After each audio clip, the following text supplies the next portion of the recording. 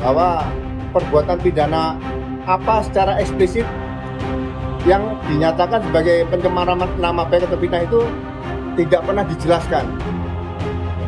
Hanya merasa dinyatakan hina sehina-hinanya dan direndahkan serendah-rendahnya seperti itu. Ya tadi Pak Jokowi juga menjelaskan dan prosesnya kebanyakan itu mengenai proses perkuliahan Pak Jokowi ketika di UGM dulu. Saya nyatakan bahwa ketersangkaan itu atau penersangkaan itu tidak sesuai dengan nilai-nilai etika, moral maupun hukum dan politik yang saya pahami.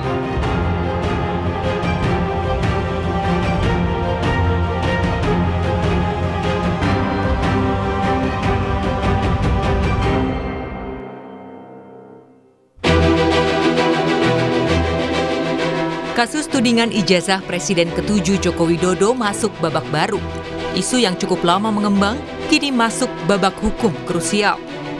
Kasus tuduhan keaslian ijazah Jokowi telah berlangsung lama dan menyita perhatian publik. Tuduhan itu muncul menyertai pernyataan beberapa orang yang menduga ijazah tersebut tidak otentik.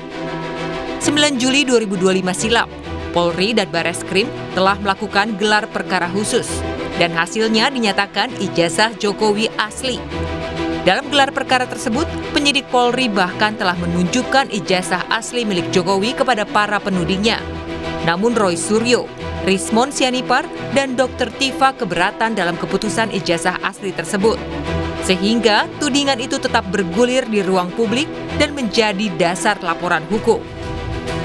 Pada November 2025, Direktorat Reserse Kriminal Umum Polda Metro Jaya mengumumkan penetapan 8 orang sebagai tersangka atas kasus fitnah ijazah Jokowi. Polisi membagi 8 tersangka dalam beberapa klaster. Roy Suryo, Rismon Sianipar, dan Tifauziah Tiasuma atau Dr. Tifa masuk dalam klaster yang sama dengan perkara pencemaran nama baik, fitnah, dan manipulasi data elektronik. Dalam proses hukum, penyidik telah memeriksa lebih dari 130 saksi dan puluhan ahli dari berbagai bidang, mulai dari forensik digital hingga ahli komunikasi. Dalam perkembangan terbaru, kasus pencemaran nama baik terkait fitnah ijazah Jokowi masih dalam tahap P19, di mana jaksa penuntut umum meminta penyidik kepolisian untuk melengkapi hasil penyidikan. Dan imbasnya, Jokowi kembali diminta memberikan keterangan tambahan pada petugas penyidik di Mapolresta Solo, Jawa Tengah. Pemeriksaan berlangsung selama kurang lebih 2,5 jam dengan sekitar 10 pertanyaan yang diajukan. Menurut kuasa hukum Jokowi, juga menjelaskan proses perkuliahannya di Universitas Gadjah Mada. Hal ini untuk melengkapi berkas sebelum dilimpahkan ke kejaksaan. Ya, ada pemeriksaan tambahan. Tapi untuk keterangan dan penjelasan biar penasihat hukum yang nanti menjelaskan secara rinci. Ya. Oke, makasih. Jadi dari 10 pertanyaan tersebut tentunya banyak sub pertanyaan juga. Yang tadi Pak Jokowi juga menjelaskan dan prosesnya kebanyakan itu mengenai proses perkuliahan Pak Jokowi ketika di UGM dulu. Contohnya mungkin mengenai pada saat pembuatan skripsi dulu seperti apa. Dan dari Pak Jokowi menjelaskan juga alurnya seperti apa. Dan itu nanti akan digunakan oleh para penyidik tentunya untuk nanti dilimpahkan juga ke kejaksaan. Pemeriksaan ini menjadi pemenuhan dokumen perkara sesuai petunjuk penyidik dan kejaksaan agar berkas perkara lengkap untuk dilimpahkan. Hal ini dalam rangka pemenuhan berkas perkara sebagaimana petunjuk-petunjuk yang sudah disampaikan oleh Kejaksaan Tinggi DKI yang disampaikan melalui P19 yang kemarin sudah kami terima. Dan kami insya Allah sesegera mungkin akan mengirimkan kembali berkas perkara tersebut sebagaimana petunjuk-petunjuk yang disampaikan oleh pihak jaksa penuntut umum. Demi menguatkan argumen dan bukti atas tudingan yang dilayangkan, Roy Suryo, Rismon, dan Dr. Tifa menghadirkan sejumlah ahli. Di antaranya adalah mantan Wakapolri, Komjen Purnawirawan Ugro Seno, tokoh Muhammadiyah Din Syamsuddin, dan budayawan Ahmad Sobari. Seluruh saksi ahli diminta memberikan keterangan mengenai penetapan status tersangka, pasal yang disangkakan, hingga teknik forensik dan pendekatan hukum untuk menilai validitas terkait dokumen ijazah yang dipermasalahkan. Menurut Ugroseno, dirinya memberikan keterangan tentang pengalamannya selama 35 tahun sebagai polisi dalam hal pemeriksaan sebuah kasus.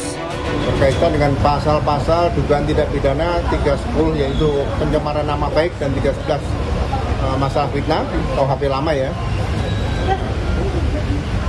Tidak pernah terjadi ada perbuatan delik aduan pencemaran nama baik atau fitnah dengan melaporkan terlapor lebih dari satu. Jadi sesuai dengan pasal 1 asas-asas legalitas ya KUHP dan pasal 2 KUHP yang baru ya, bahwa perbuatan pidana apa secara eksplisit yang dinyatakan sebagai pencemaran nama baik atau fitnah itu tidak pernah dijelaskan. Hanya merasa dinyatakan dihina sehina-hinai dan direndahkan serendah-rendahnya seperti itu. Jadi saya katakan bahwa laporan dugaan peristiwa tindak pidana itu tidak jelas. Kemudian kalau dilakukan secara bersama-sama, ya, itu juga tidak ada secara eksplisit penyebutan klaster di KUHP baru atau lama. Yang ada adalah pasal 55 dan 56 KUHP. Ya, jadi bahasa-bahasa hukum seperti ini diharapkan tidak jadikan sebagai model baru yang justru nanti akan merusak bagaimana penyidikan di tahun Indonesia Emas tahun 2045. Sedangkan Din Syamsuddin menyatakan dirinya hadir atas kesadaran pribadi untuk menegakkan kebenaran dan keadilan. Ia menilai apa yang disampaikan Roy Suryo CS merupakan bentuk kebebasan berpendapat dalam kerangka kontrol sosial. Saya nyatakan bahwa ketersangkaan itu atau penersangkaan itu tidak sesuai dengan nilai-nilai etika, moral, maupun hukum dan politik yang saya pahami. Alasannya adalah Dr. Tifauzia Yasuma dan kawan-kawannya mengajukan gugatan tuduhan atas pemalsuan ijazah oleh Joko Widodo.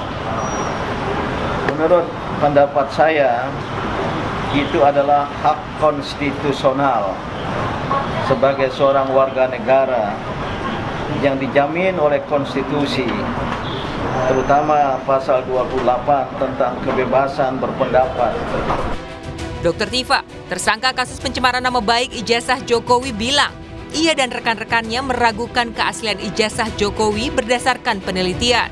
Karena Tifa menemukan adanya sejumlah spesimen salinan ijazah Jokowi yang berbeda. Ijazah Joko Widodo pertama kali dikeluarkan secara resmi itu tanggal 20 Oktober tahun 2022 oleh Dekan Fakultas Kehutanan UGM. Dan kemudian berikutnya lagi adalah tanggal 22 Mei ya oleh Bareskrim 2025 oleh Bareskrim ditunjukkan spesimen ijazah Joko Widodo.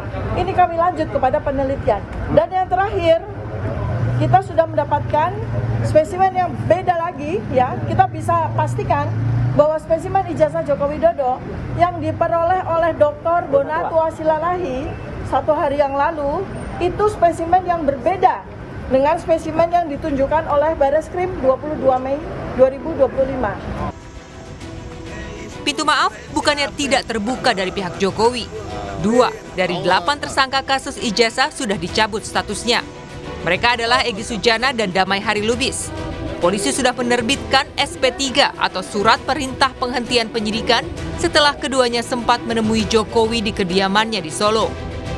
Tak mau mengikuti jejak Egy dan Damai Harilubis, Roy Suryo, Rismond dan Tifa bahkan mengajukan uji material sejumlah pasal KUHP dan Undang-Undang ITE yang disangkakan kepada mereka. Publik masih menanti akhir dari polemik ijazah Presiden ke-7 Joko Widodo. Apakah berakhir di ruang sidang atau pintu maaf masih terbuka bagi para tersangka? Tim Liputan Kompas TV.